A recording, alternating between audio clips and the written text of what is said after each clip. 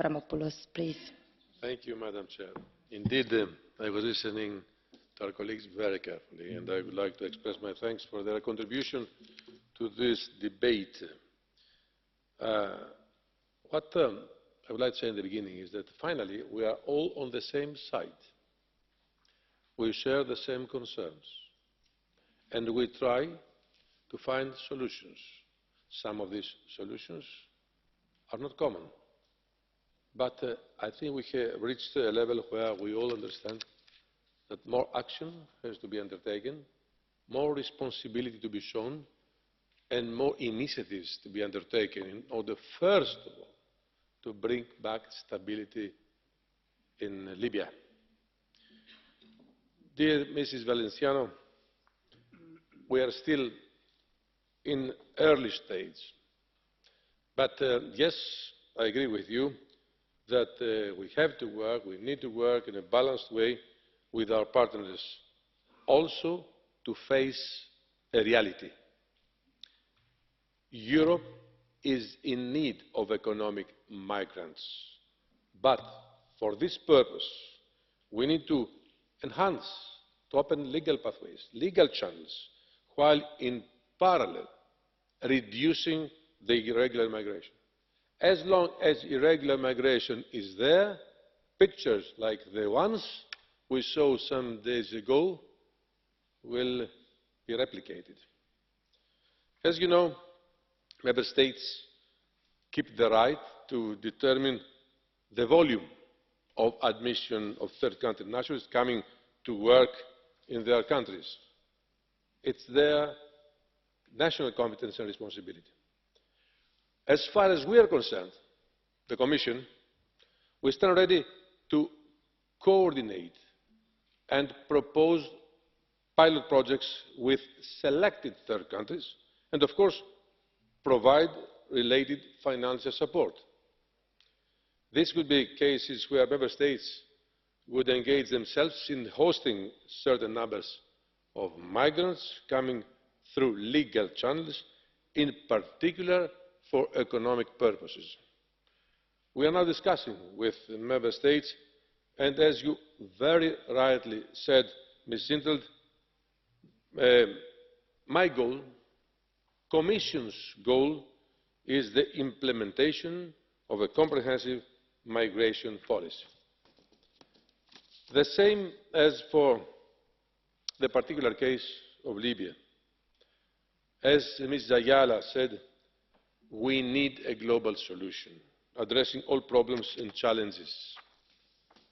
Dear colleagues, it is clear that we are all equally aware and shocked of the terrible, appalling and inhumane conditions in Libya.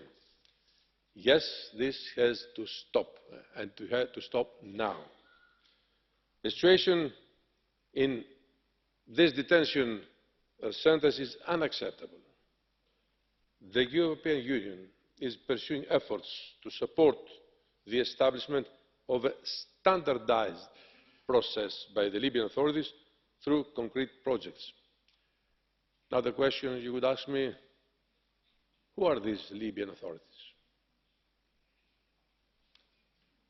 The legitimate government of Tripoli is there, recognised by the United Nations, by the European Union. But does this government have the power? Does this government have full control of the situation in Libya? The answer is clear. No.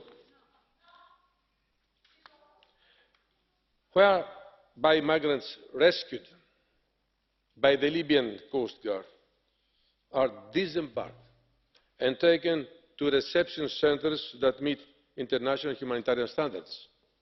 And once again, we have to praise and commend IOM and UNHCR for what they are doing on the ground, putting even the lives of their people there in danger. The European Union is actively supporting the development in Libya of alternatives to detention. Recently, the Libyan government agreed to allow UNHCR to open a transit and departure facility to Tripoli for people in need of international protection. IOM is also working with partner non-governmental organisations on pilot projects to promote safe spaces, which would have the capacity to host a small group of vulnerable women and children. As regards now the use of funds, we are monitoring, as in every case, how they are used. We are not aware so far of misuses, but ready to listen to concrete evidences. Dear colleagues, fanciful statements about complicity and blame might grab headlines, but they are not helping anyone, not least the migrants themselves. The situation in Libya is not bad because of the European Union. This discourse has to stop. On the contrary, the situation is slightly better compared to the recent past, thanks to the European Union, and we shall continue working on the ground in order to support these people. You described the situation in Libya before. I will pick some of your words, because finally, Libya is lacking all elements to be qualified as a state. The situation is chaotic. There is no strong interlocutor from the other side. The country is divided.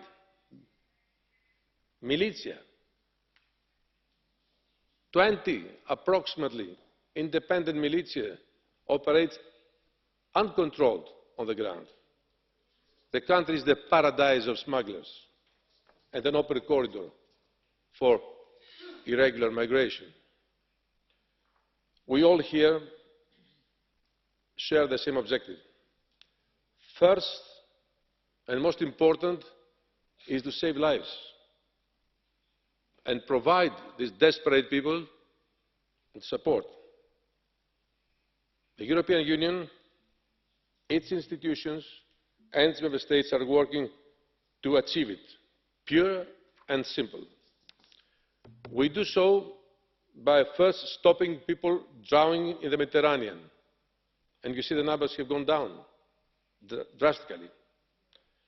Evacuating them from disastrous conditions in Libya and offering them safe and legal pathways to come to Europe.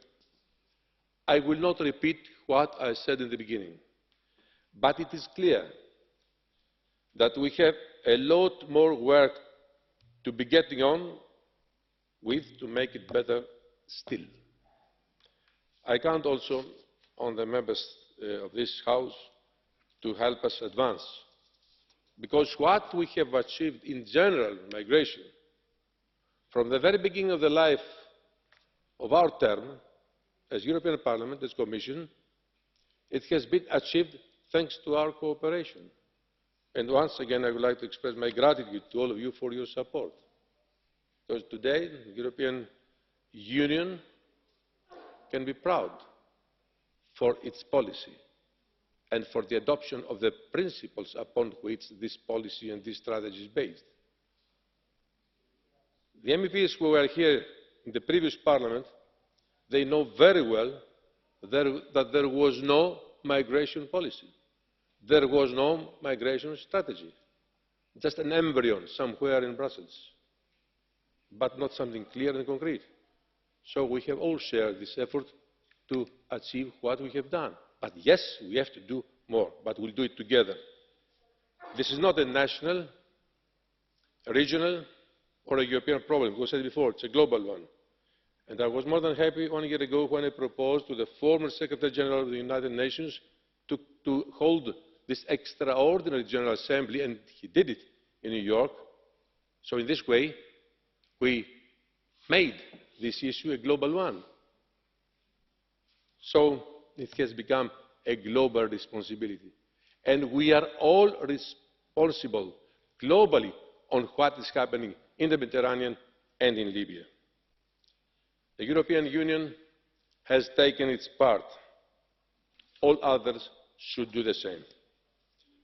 So, before I sign off, I would like to call for more and strong joint cooperation of all of us, all actors and partners, since we all aim, as I said before, the same objective: to bring back stability in the region, to bring back stability in Libya, to be the ones that will contribute in bringing unity in Libya, because the country is divided and fragmented, to work on the principle of solidarity towards these desperate people, but also among us, and finally produce practical results by giving practical support of the people in need.